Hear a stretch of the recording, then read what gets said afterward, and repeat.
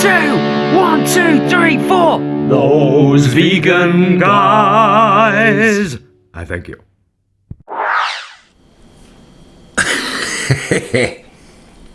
Hello, I'm Paul. I'm Jason. And together we are Those Vegan Guys. How are you doing?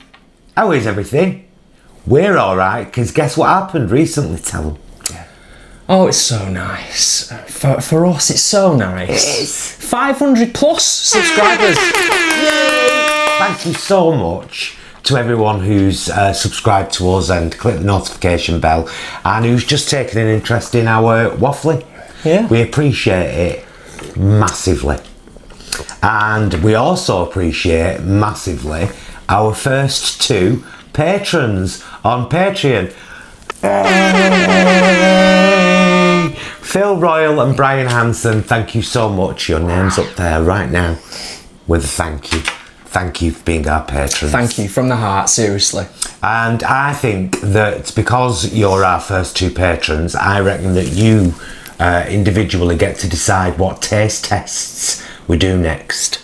Nice. You didn't discuss this with me, but... No, I just think it's a nice idea. It's I like it. You know, that's what we'll use it for. We'll get the item and taste test it on video. So if you've got any ideas for a taste test you'd like to see us do, then do tell us, please. But that is not what today's video about, is it? No, not really. No. I would say, yes, if you haven't already, maybe pause, grab a brew. We've got a brew ready because today we're going to touch on and discuss something that's rarely discussed by vegans, I think, and we watch a lot of vegan channels, many that we've mentioned. There's some amazing ones on YouTube. Rarely discussed by vegans is the impact that going vegan can have on your mental health. Yeah.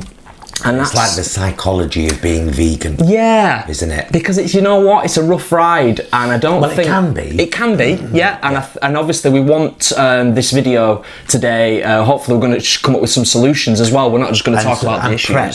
Yeah. It's about, it's knowing what to be prepared for when you first... Because you'll get a lot of questions and you'll get a lot of comments, especially when you first go vegan. And sometimes people can be a little aggressive, not violent, but you know, aggressive with their words, and it can be kind of off-putting because you get loads of questions bombarded at you.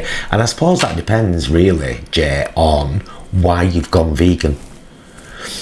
Because if you've gone vegan for specifically because you want to lose weight, or that you want to better your health, or as some part of a health-related fitness regime, then you're probably not going to be talking to people in the same way about your switch to veganism as you would if you'd gone vegan for the animals.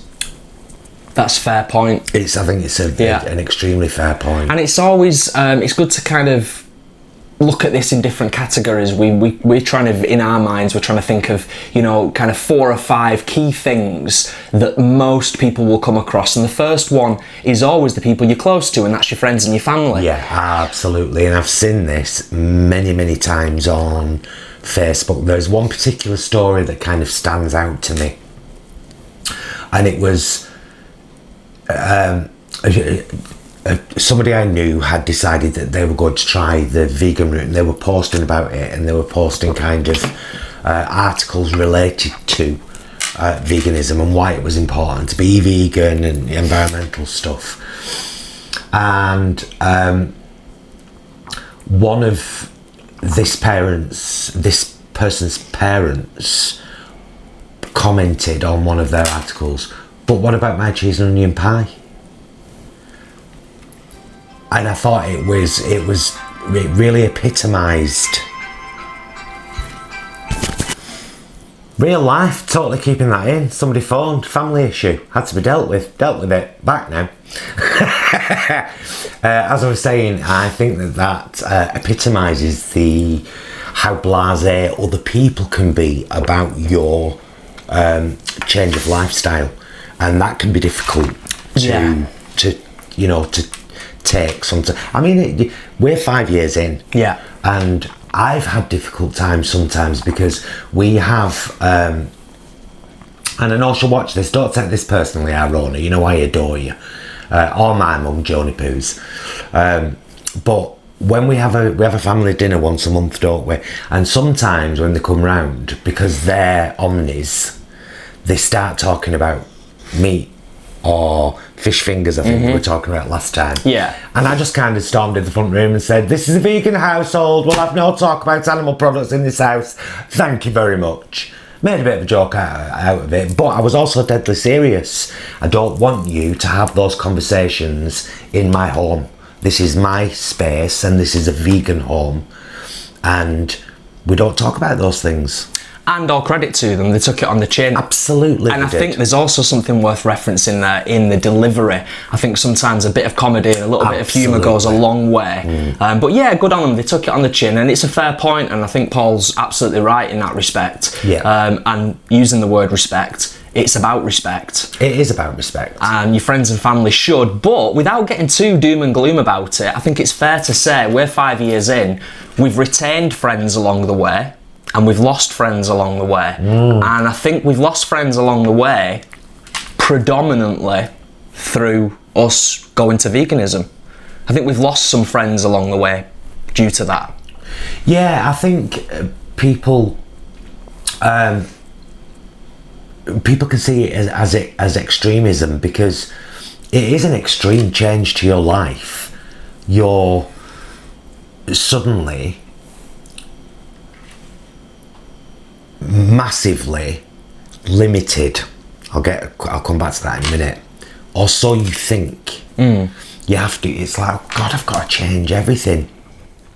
And then when you realise how much choice there is available, how many things say vegan on them, you know, you realise it's not such a really big deal after all. My bracelets keep clacking on me. Pass me a tea towel. Sorry about that. It's actually really started to annoy me. There we go. It's much better. Really, so, that's all I want now. Talking about that, talking about friends and family, we've got some amazing friends who are not vegan but understand the journey that we've gone on and have made significant changes in their lives themselves. That's admirable and brilliant. So that's kind of, you know what, when it comes to mental health and this whole topic, that's kind of impact number one really when you choose to go vegan, is that your friends and your family, there's going to be difficult conversations, there's going to be justifications on both sides, and they won't match, they won't kind of gel at first, but give things a chance and keep talking. And help out as well. For example, if you have suddenly decided to go vegan, but every Wednesday you usually go and have a brew with your friend Karen and a right good gossip, then make it easy on Karen by saying, you know, still going around for a brew, but don't worry, I'll bring my own milk. Take yourself a little travel bottle, see our 60-second tips. Those little travel bottles are brilliant to just take milk, your own plant milk, round to your friends' houses, and then you can say, hey Karen, tell you what, some right gorgeous vegan treats available. So don't you worry about shortbread biscuits this month, Karen, this week. I'll fetch some. Is that Shirley speaking to Karen? More like a Miranda. Miranda? Yeah. Or a Brenda? Oh, it Brenda. Might have been a Brenda. Sounded like a Brenda, maybe. Now, your good friends and your good family members who are accommodating and understanding of your new switch to a different lifestyle will compromise, so that should, let's say, a family gathering come up, we're all going to go to this restaurant for a meal. You have every right to say, do they do vegan options, or don't, put it on to someone else, check it out yourself. And if they don't, go back to your family and say, there's not actually anything there I could have, could we have a look at somewhere else? That's totally fair. I know, but I think some new vegans feel bad doing that. They feel like they're putting a whole load of pressure on all the family. They take it on board themselves. Yeah. And they shouldn't do. Yeah. Really, because it's not that big a compromise. Especially not nowadays. No, because almost everywhere does at least a couple of decent vegan options. Tied into that, also worth mentioning, if you're in a situation where you have recently gone to veganism or you are just on your journey yourself, going out with friends or family where you're having the vegan option and they're choosing something that's not from the vegan menu, that's also something to just prepare yourself for. Yeah. Because if you're having a particularly sensitive day or a particularly bad day, that alone might sort of trigger is probably too strong a word, niggle, irritate, affect you in some way, shape or form. I mean, we've been out with friends, haven't we, that have, and some friends that we've been out with have actually said, will you be alright if I order some meat? And we've said, it's, obviously I don't approve of it, but I'm not going to judge you for it, because you can't just suddenly walk away from all of the relationships in your life or expect all of them to become vegan. So it's about you taking some of these things on the chin too. And also I would say, don't try to push vegan documentaries onto people who are resistant. People will watch things in their own time when they have the interest to. I mean, goodness, our own story. I kind of just came home one day and said to Jason, right, we're vegan now. Just so you know, we're vegan now. And that was after the second time I'd watched Vegucated, which a lovely friend I mentioned in a previous video, but goodness knows which one. A dear friend I kept posting things about eggs and cheese. This is when we were vegetarian. Loved my eggs, crazy about them. Could eat 10 a week easy. Massive block of strong cheddar. And a vegan friend of ours, Dominic Berry,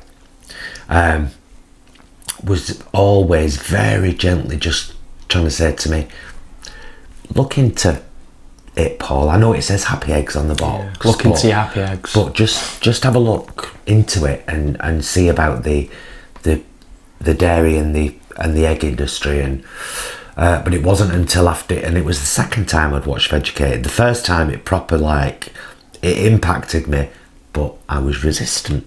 I didn't want to. I was already vegetarian. I was doing my part for the world. And then I watched it for the second time and I was in bits by the end of it. I was a support worker at the time. I was watching it with someone I supported, his choice. And we got to the end of it and I said, right, that's it, done. I'm done. I'm going home. I'm clearing out my fridge, which was full of corn, vegetarian corn. I'm clearing out my fridge and that's it, I'm done. And Jay were like, oh, all right, yep. And we did struggle. Well, we didn't struggle. It was just alien. It was kind of like, I'm going back 5 years. So the main place then to buy loads, well, we've got a fantastic cooperative grocery up our neck of the woods called Unicorn. That was one place. And the only other that I knew of was Holland and Barrett. So I felt dead limited. But every supermarket has a plethora now. Every single one. Yeah. What have you found difficult, if anything? Well, it all comes back to mental health for me, because I work in the field of mental health. Yeah. And there's been quite a lot of high profile. There's been a lot of high profile. There's been quite a bit in the media around ex-vegans. You may have seen a video that we shared a few days ago, if you haven't, check that one out. But there's been a lot with ex-vegans talking about how veganism negatively impacted their mental health. So for me, it's actually looking at that from the right perspective, I think. It's about, for me, what's impacted me is the positive aspects of being vegan has impacted my mental health, but also, for want of a better expression, being awoke to all of that You so woke. Is the negative impact on your mental health. So the biggest message for me with everything, particularly relating to this video today, is really look out for your mental health as a vegan, because you're getting all of this amazing food, or hopefully you're getting a lot of fantastic, amazing vegan food in your body, which is going to have a really positive impact on how your brain functions and works. But we're all unique individuals and we've all got different sensitivities, and as a result of that, things like your friends, your family, eating out, all the stuff we've discussed already and other stuff we'll probably discuss, it's major, isn't it? You've got to be prepared for that and have a good toolkit to be able to manage it day to day. Yeah, and you've also, I come back to the compromise thing as well. We have only one friend that's cooked for us several times and always made it vegan. Mm-hmm. But we don't expect to be invited around to people's plate. We'd rather you come here for dinner and we'll make, which is why we have our family dinner once a month, isn't it? Yeah. Because we're in control of it, you know. We know that all 3 courses are vegan because they've been cooked here in a vegan household. And it's a chance for us to all get together. So if you can't take, give. Yeah. I think that's absolutely. You know, you do realise you're opening yourself up there now, because we're going to get loads of comments of people saying, "Oh, I'll come round for dinner." They're welcome. Yeah. You know, I love to cook. Oh, I know. We love to cook. Generally, we love to entertain. So yeah, that's a big one. It is. It's compromise, isn't it? Wherever possible. It's you compromising as well. And another bit of advice I would offer is when somebody says, "So why are you vegan then?" What I've started to say for the last few years is, do you really want to know? And will you promise not to take what I say personally? And then when I get an affirmative to that, then I'll say, okay, I'm vegan because, you know. Yeah. Definitely. So on and so forth. And I'm vegan, we're both vegan for the animals first. Always. And it's kind of equal footing really, because no planet, no animals, no animals, no planet. The animals and the planet. Space animals. Oh. Yeah. They'd probably still be space animals, but no planetary animals. Sorry, I've gone off at a bit of a tangent there, but you know where I'm going. Yeah. Yeah. But yeah, absolutely. Predominantly for the animals, and then obviously everything else. Absolutely for the animals, because it's speciesism is one of the problems, isn't it? You know, the fact that we love dogs and cats and rabbits and horses and it's where your line is. There was that fantastic poster, you know, where do you draw the line? Yeah. And it just kind of showed a plethora of animals. Dog, cat, rabbit, chicken, pig, horse, cow, yeah. Sure, you know, and it was like, so where do you draw the line? And it's a good question to ask people. You know, where is your line? You know, where do pets stop and food begin? Which animals do you not care about? Which ones are you happy to allow to suffer? Because everybody will say, well, none. I don't want any of that animal to suffer. Then you must be vegan. Yeah, it's a weird conundrum, isn't it? Because we've explored this and we've talked about this before. As a human being, you'd be hard pressed to find a human being that would walk past a fence in the countryside and see an animal stuck and suffering in a fence and not stop and do something about it.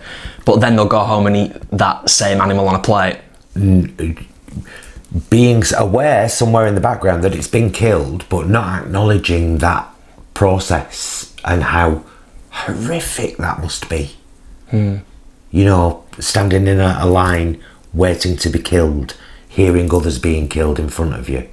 No, but we don't want to see animals suffering, and most people, 99.99%, don't want to see animals Except for suffering. morons. Which is why people pay other people to do the dirty work so they don't have to see it. So they're detached. But of course, you probably already know that, of course.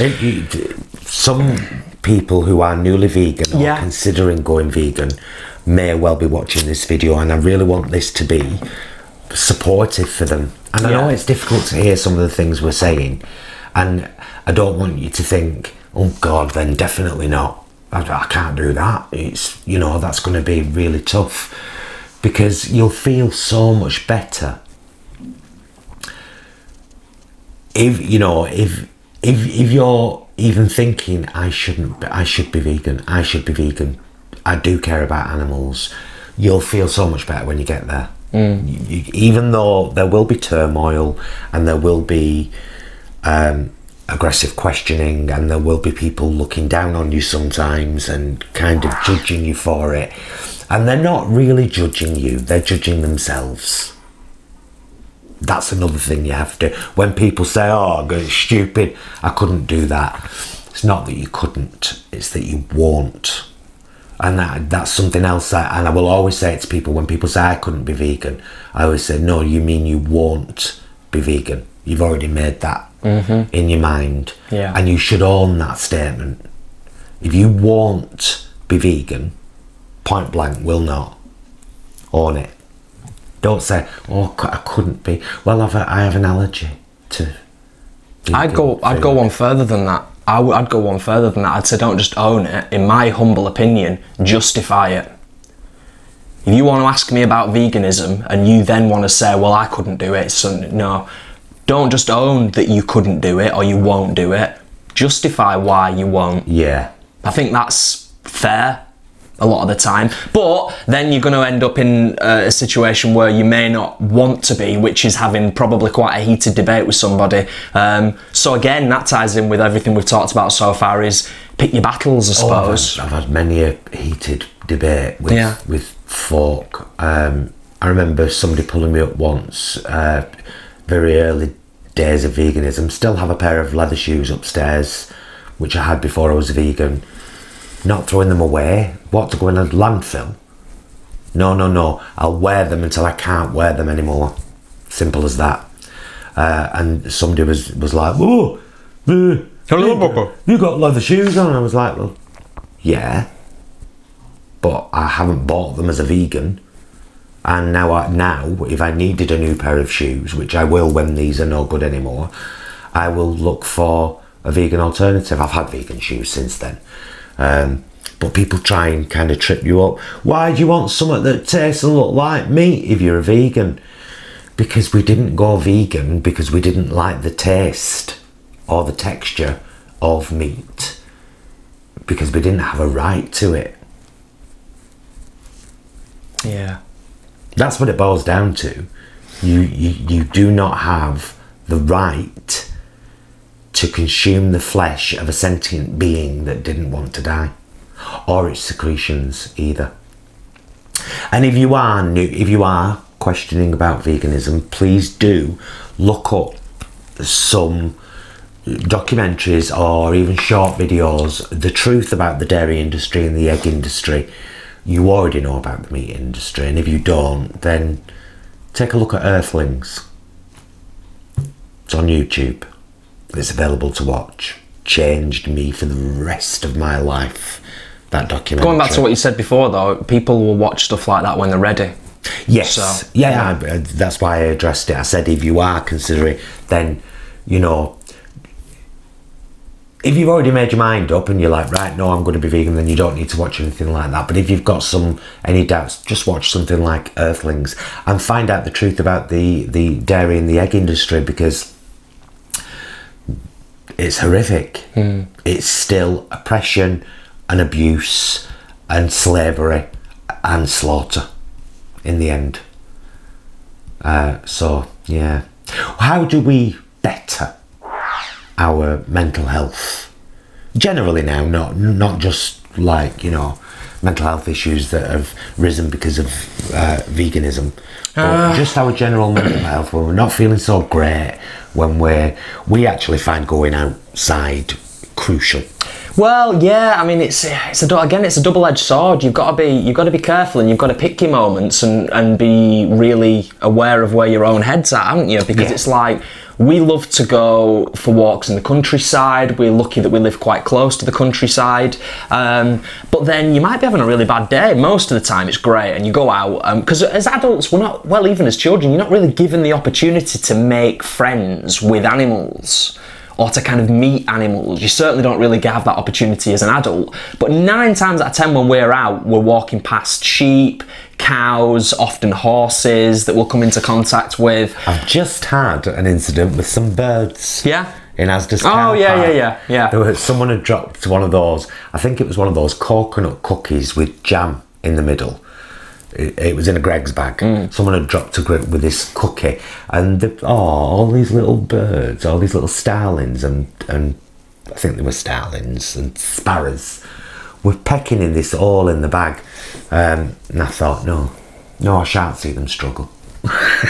So I picked up the bag, ripped it open, so the full cookie was, and shook it about a bit, so some crumbs went on the floor. And then when we drove past, they were all there having a whale of a time, weren't they? There you go. So no fighting between the birds. It was share and share alike, wasn't it? Exactly. But yeah, what I was saying was, great that you can go out if you are feeling like, in terms of managing your mental health as a vegan, getting reconnected with green space. That's kind of, it's a given. It's not rocket science, although there is a lot of science behind it, which is brilliant.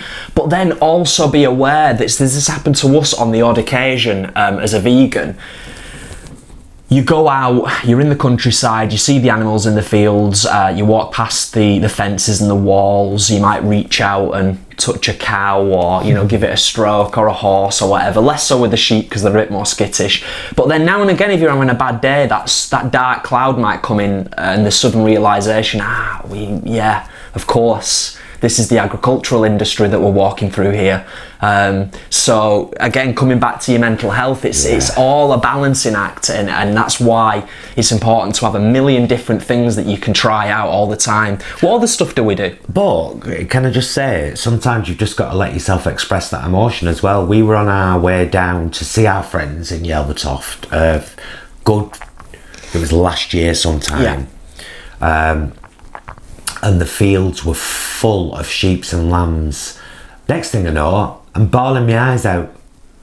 And he's like, what's up? And I was like, well, I was enjoying it for a moment, thinking, oh, look at all the lambs, but I know where they're going. So, I had to just kind of deal with that and think, let's get them in the car. Case in point, isn't it? It is. But yeah, generally getting outdoors is great. It's hard. It's hard being switched on. But the positives for us, I think, far outweigh the negatives. The positive benefits physically and mentally far outweigh the negatives. Yeah, I mean, it's hard being switched on, full stop, these days. Look at the political environment in the world right now, and particularly in the kind of, right here, in our own backyard, and in our closest and most kind of powerful neighbours at America. It's a mess. It's a right mess. So there's all of that as well. There's just the psychology of life can really tear you down sometimes. Being a vegan in a non-vegan world is just tough sometimes. I think, in a nutshell. Being a gay couple in a predominantly straight world can be tough sometimes, and people don't, there's all these layers of psychology. We've got the whole thing about, I was thinking about this the other day, I saw an article about gay couples holding hands. I'm not sorry to go off at a tangent. It's me, raw me. It was an article about people holding hands in public, and they were urging people not to let go, and I started thinking about that, and I thought, what if somebody's stirring as you're holding hands with your partner outside, and you immediately think, oh God, that's negative, they're looking at, but what if they're not? What if, here's the big one, what if they haven't got a facial expression for hope yet, but what they see is giving them hope, they just can't express it? And I upset myself when I thought that, because I thought, God, imagine being so unused to hope that you haven't developed a facial expression for it yet. Well, then just smile. That's what I mean. There's a positive acknowledgement and there's a negative acknowledgement. So I don't necessarily know whether I buy into that. I think it's poignant, and it's... When you feel like letting go, hold tighter. I like to think that people might not have developed an expression for hope yet. We've all got the same abilities as human beings to be compassionate and empathic, and to have emotional intelligence and awareness. And those things switch on sometimes without you even flicking the button, don't they? Absolutely. So it's about being prepped for them. Yeah. It's weird that there's an interesting crossover there, and Paul mentioned before, for us it's particularly significant because we're a gay couple, we've been together a long time, and we live in a society that is unfortunately changing and kind of feels like it's going backwards a little bit in terms of equality, right? So, Birmingham to Brunei. Yeah, globally. Oh, the president of Brunei has decided that he's going to revoke the death penalty. We all feel so much safer now. Just, torture and imprisonment instead. Yay! Sorry, I'll get off my soapbox. There was a couple of things going back to our original video subject topic today. There was something you mentioned earlier about medicine. Yes, people worry sometimes. I see this a lot in vegan groups, particularly on Facebook. Someone will kind of come into a group and say, look, I've been vegan since January and I'm really ill at the moment and the doctor's giving me these and they're not vegan. What do? You take them. Being vegan is about doing the best that you could possibly do as far as is practicable and possible. I think that's the kind of, and medicine is medicine. It's needed for ill health. You can always ask, if you get prescribed something, you can always say, is there a vegan option? Is there gelatin in the capsules, or is there another option? And if there's not, you take the medicine. Full stop. You're on medicine at the moment, aren't you? Yeah, thankfully I'm 99.9% sure it's vegan because they're not in the plastic. I know, they're just kind things. Yeah, I've been right ill. I'm still not 100% to be honest. I've not had tonsillitis this bad since I was a kid, and I've had about 4 days of being really rough. But you know what? You just do your best and crack on, don't you? Kind of have to. And I wanted us to do a video today, and I know you did. Yeah. And it's nice to be able to sit and chat about this stuff. Now you've mentioned the medicine thing, can I just bring up one more additional thing that is slightly controversial, but I think is worth mentioning? Of course you can. So new vegans or established vegans or people thinking about transitioning to veganism, please do keep in mind that the vegan community is a microcosm of all other communities across the planet. Absolutely. There are extreme people within the vegan community. There are very scientific people within the vegan community, and there are people who are quite full on in the way that they get their message across. And as a result of that, there's just as much infighting within the vegan community as there is anywhere else, and that can also get you down sometimes. Yeah. It doesn't have to be rocket science. We're not all performance athletes. And that's why the vegan diet and the vegan lifestyle is pretty much suitable for 99.999% of the populace. But yeah, the infighting... Inuits might struggle. But the infighting sometimes within the vegan community, and sometimes the just utter bombardment of too much information almost can be really like confusing and can put you off sometimes a little bit as well. So do be prepared for that, but also if possible try and give yourself a bit of distance from it if you feel you need. You don't half waffle, don't we? You just have to get up and start it again, haven't you, Jay? I have, because we ran out of space. Well, we didn't run out of space. I think it records in 30-minute blocks, so this is going to be a long one. We did tell you to get a brew. didn't we? Drunk my brew. I have an all, and it was lovely. Thank you for that. So yeah, it's not really a mega negative thing in terms of the infighting within the vegan community, and maybe infighting is too strong a word or a definition, but just be prepared that it's the same as any other community. Yeah. And you'll get the positive people and the negative people and the people that will attack you if you take a picture and show anything that's got palm oil in it. But we're all trying to do our best. We're all trying to do our best. And I've got something to kind of say as well, and I think that this really specifically relates to YouTube. I actually posted this article. I wrote something the other day basically on Facebook, and I posted it in a couple of groups. Was it a blog as opposed to a vlog? Kind of, yeah. And it was about who we support as vegans, and I was asking who had supported kind of Tim Sheaf, raw alignment, raw Varner, who'd supported these people, and why.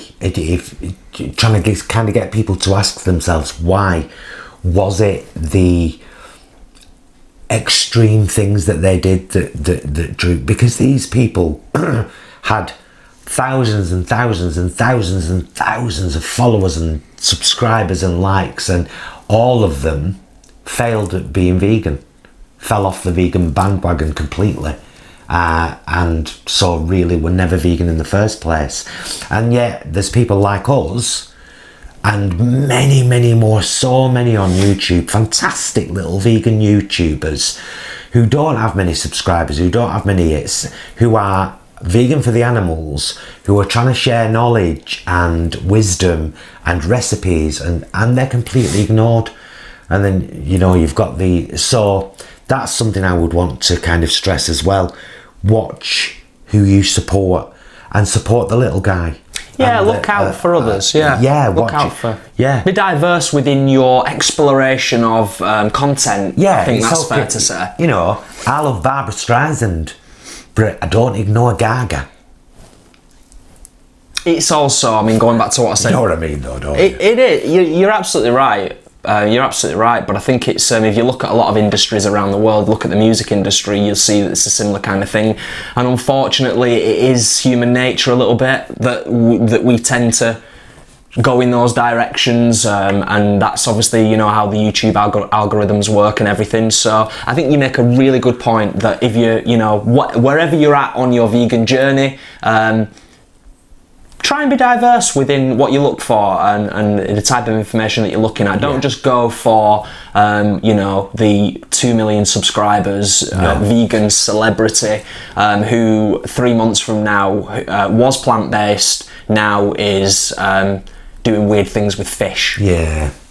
And just to tell you, why people push for those subs and those likes and those views is because, and I mentioned this in this article, if you haven't seen our Facebook page, by the way, it's in the info down there linked, so pop along and have a look at that. But I'd kind of made it very clear in this article, if you go into your back engine in YouTube, unless you have 1,000 subscribers over a 12-month period and 4,000 hours of viewing, your channel can't even be considered for monetization, which is basically allowing ads.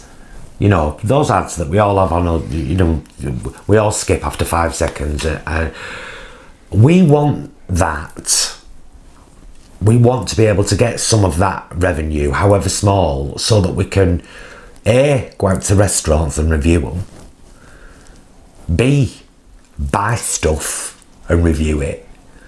And I'd say C, if you don't mind me jumping in, I was going to say C, so we can spend more time doing this, because one, we love doing it. Love it. And don't we all want to do what we love, for the most part, if we're lucky enough to do that. But yeah, we want to create more content. We want to have the time to be able to do that as well. So every little bit that will help us. Give me time to make a love of you. See how we changed it then, so we wouldn't get any issues with copyright. Absolutely. I interrupted you. I came in with C. Did you have a D? Not really. We do as we mentioned in our, who we are, what we're about, you know, where we want to go kind of video, where I sat right over there in my kitchen, and I made it all pretty clear in that what we are, why we've had this channel since the end of 2015, but we're only just getting our teeth into it, and we've spent a fortune. We really have. Well, we've spent a fair few quid. It's been a little bit dramatic there, but over the last couple of months. Yeah. On, you know, the camera and sound equipment and lighting and so, because we want to do it right, and we want to do it good, and we want to be good YouTubers, and we think we're managing that quite well. Thanks very much for asking. Anything else, Jason? So the whole video really has been about the journey. So I would say, whatever you need to do to help your journey continue, then do that. Look out for your health along the way. Don't take it as a given that vegan lifestyle, suddenly you're just healthy, because you still got to eat the right food, you still got to do the exercise, and you still got to look after your brain. Preach. And all the stuff that we've referenced in the video so far, if you have enjoyed this, because we've both worked in the field of health for a long time, I work in mental health right now as we speak. If you've enjoyed this video and you maybe want more info of similar videos to this in the future, then do comment and let us know, and we'll consider doing another video in the future. Absolutely. We're both fond of doing these kind of relaxed chat with a brew. Yeah. I think the next recipe video I might be doing might be bibimbap. I think we should do that as a recipe video. I did it last night, didn't we? Yeah, the first one I made, we didn't have the gochujang, but then I got some from Wingip in Manchester, which is it's a red bean, not red bean, red chili paste, kind of red pepper paste, and in your bibimbap. It's beautiful, so I'm definitely going to do a recipe video.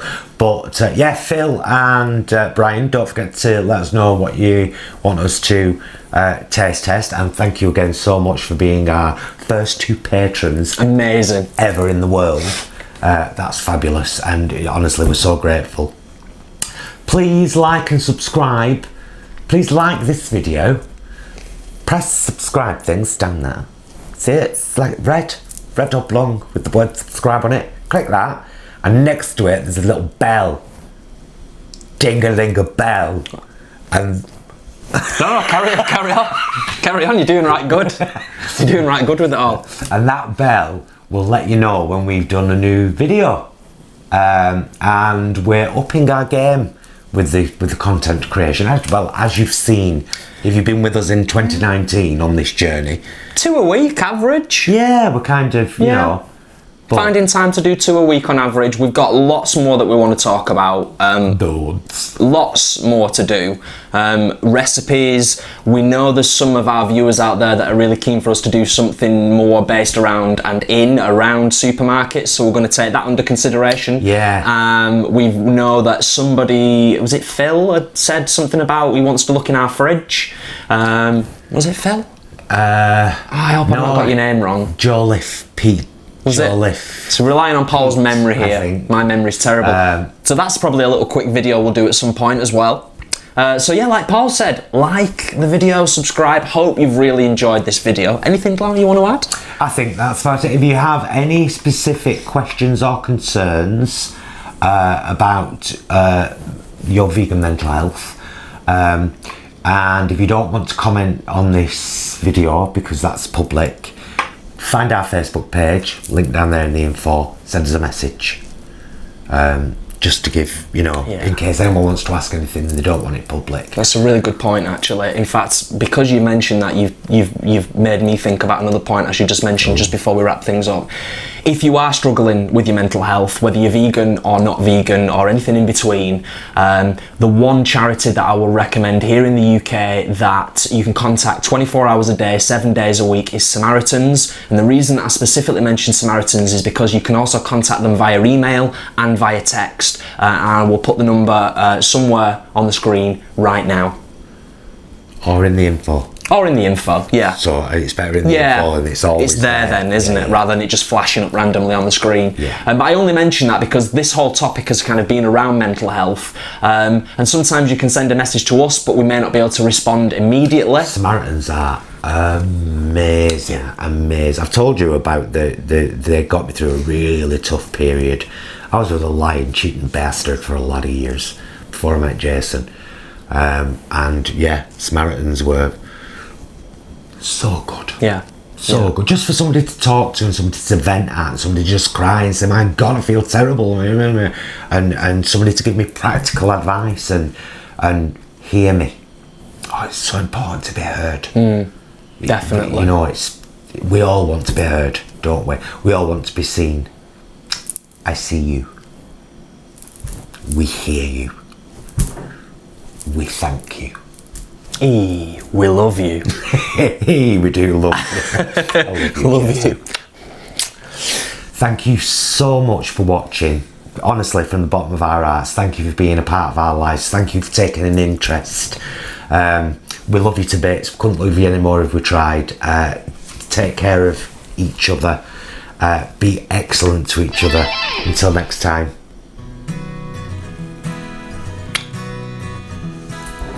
If you're watching this, you've got to the end of our video, so well done for that. And we appreciate you watching. We'd love it if you liked this video, shared it with your friends and family, subscribe to our channel, and click the bell for notifications. And that way you find out about all our future videos. And there's a lot coming, honey, let me tell you.